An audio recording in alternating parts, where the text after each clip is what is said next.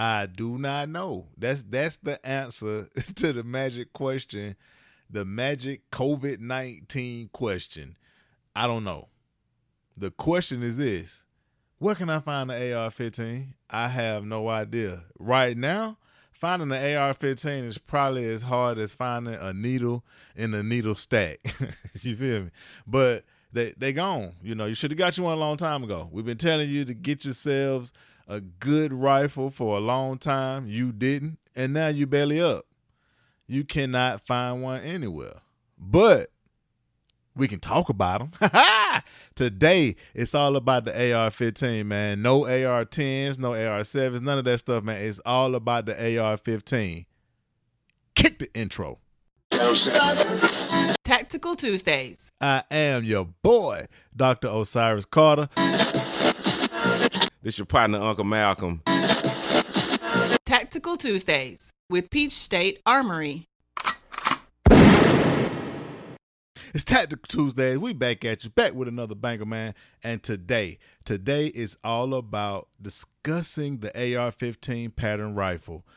The first part of this, we're going to get to a little history on the AR-15 pattern rifles. We're going to try to clear up a couple of misnomers that exist, that still live in the firearms industry today. And also, guess what, guys? I'm in the booth alone today, so I will get to tell you, before we get out of here today, several times, I will get to tell you what my favorite brand manufacturer of an AR-15 pattern rifle is. Now, the AR-15 pattern rifle was designed back in late 1950s. A company by the name of Armory developed the pattern for this rifle, and they named it the AR-15. So that AR does not stand for assault rifle, as some of these guys in the news and elsewhere would think that it stands for. Again, I have told you a million times, it does not stand for assault rifle. Say what? Stands for Armalite rifle. So anyway, late 50s, this rifle was developed, and it was developed mainly for military use, but, you know, it didn't sell much, didn't sell too much. And eventually, the pattern and the patent was sold to Colt. You know, Colt makes some good firearms. I give you that. They better than Glock. But anyway, so they sold the pattern and the patent to Colt. And in 1963, I believe, 62, 63, anyway, around that time, of course, the USA was in the Vietnam War, and we needed a better rifle to protect our troops, protect our boys on the ground. So they looked towards Colt to build this rifle. So they made some tweaks to the original design of the AR-15, and, you know, they supplied that rifle to our boys who desperately need them out there in the field. So the M16 stood the test of time. For a long time, the M16 was the service rifle for, I believe, and I ain't no military history expert, but I believe that the M16 was the service rifle for probably all the branches. I know the Air Force and the Army had it, but anyway, in the late 70s, the patent for the AR-15 pattern rifles expired. So what that basically meant was anybody could now build this rifle, and the floodgates open. Now, let's unpack that for a second. Understand this, guys. The AR-15 was only in production from 1959 up until 1964. After 1964, when we gave that rifle to our boys in the field from Colt, it was then the M16. It was no longer the AR-15. The AR-15 is the Armalite Rifle 15. So what we see on the news and what we see in rap videos and what you see on the gun shelves at your local gun store, those are not AR-15s. Come on. What we got? Ooh, that's tight. That's beautiful. That's nice. What's that? I'm sorry, but they're not AR-15s. They are AR-15 patterned rifles, but they are not AR-15s. And I'll do you one even better. Look at the name of it and tell me if any of them say AR-15. No, they do not. Not one single manufacturer who makes those pattern rifles today can name it the AR-15. All of them have different names. For instance, the Sig Sauer version, when I bought mine, the Gen 2, when I bought mine, it was the 5.16. That's the name of the rifle. The one that the military had was the M16. It wasn't the AR-15. It was the M16. So let's be sure that when we're using these terms and these terminologies that we're using those things correctly. Nothing that you see today is an AR-15 unless it was made between 1959 and 1964. Other than that, if it came from Colt, it was something. If it came from Mossberg, it was something. If it came from Glock, it was, oh, wait a minute. Oh, yeah, Glock don't make rifles. But anyway, sorry about that. Yeah, well, you just pissing everybody off today, huh?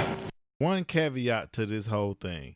Colt actually was able to use the AR-15 markings on some of their rifles that were, I think, delivered to LE and civilians for a little bit of time. But anyway, they were able to use those markings on the rifles due to some contractual obligations from both sides. But that's a technical difficulty. Any rifle, modern rifle that you see today will not be named the AR-15. I mean, you know, the Arrow Precision, it'll be the AC-15M. You got Daniel Defense with the DDM-4, DDM-3. You know, you got Rock River Arms, the LAR-15. Now, they came close. They came real close. But it's called the LAR-15.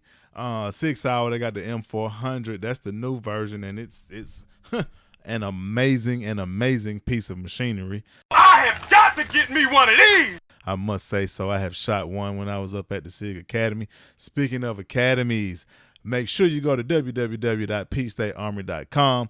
Check out Peach State University, man. We got several courses on there.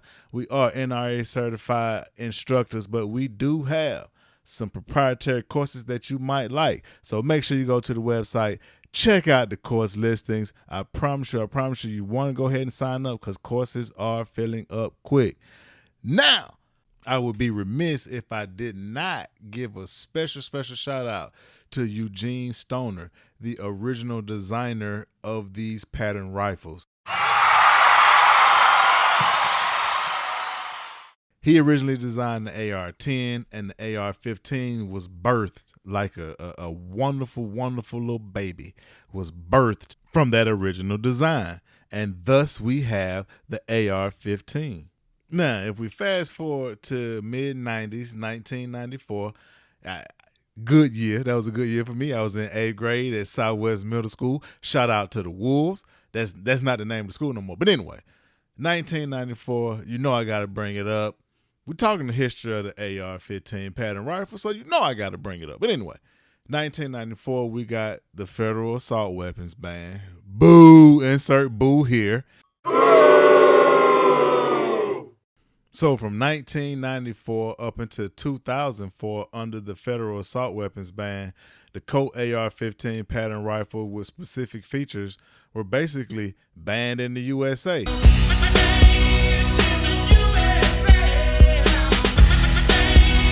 You know what I'm saying? Shout out to Uncle Luke, 2 Live Crew, one time. But anyway, so they were banned in the USA, man. After 2004, of course, everybody's light bulb came on and said, "Hey, listen, man, come on, come on, guys." So after 10 painful years, the ban was lifted due to its sunset provision, and there were several attempts at trying to renew it, several attempts at trying to say, "Hey, this sunset provision is null and void."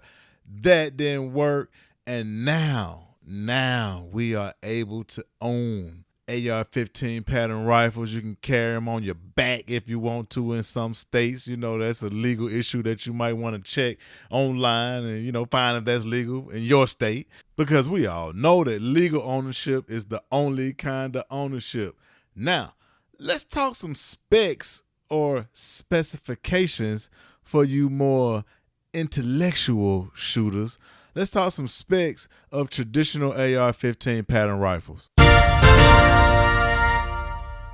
Now, we're talking specifications of modern AR-15 pattern rifles. And let's be clear, the specifications that we're about to talk about right now are not the only specifications that are germane to modern sporting rifles, modern AR-15 pattern rifles, whatever you want to call them. They are some of the most important specifications, and they're the only ones I can think about right now. But one of the main specifications is that modern AR-15 pattern rifles do have what they call a select fire switch. Now, the select fire switch does just that. It allows the operator to select the rate of fire that the rifle discharges. So basically, in military use, okay, they have a different selection of rates of fire than the civilians do. In military, see, they had what we call the fun switch. And you put that puppy on fun, and it's going MC Hammer. You can't touch this. You can't touch this. Straight up. Now, for civilian use, the only rate of fire that we have is 1 round per trigger press. That's it.